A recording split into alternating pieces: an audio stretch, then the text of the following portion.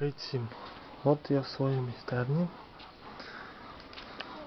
Хочу вам показати свій фрезерний станок. Саморобний. О, це я так для початку зробив. Оце такими струбцями я його поки що прикручую. Він у мене не досконалий, але надіюсь, ним дороблю.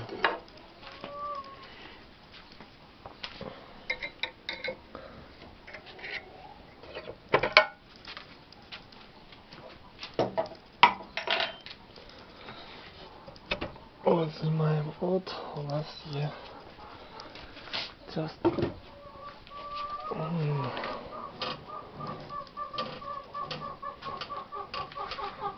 О, це вал.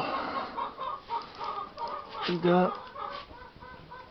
А тут в мене отакий корпус. Мотор. Поки що 1500 мотор, але оборотів на шківу десь буде коло 3000. Ну я надіюсь його поміняю. О. Станина грохлива. От через цеп. І в нас от вона підноситься. От. Приварений пиндель через шестерню. Тут йдуть на шпильки. Оці шпильки у нас тут йдуть. 4.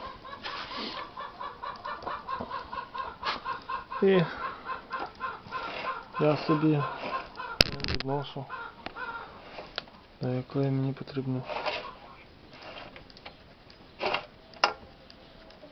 О! Ось такий в мене станочок. Я захотів і поки що не доробив, але надіюсь до наступної зими його роблю. Добре, дякую за увагу, до побачення.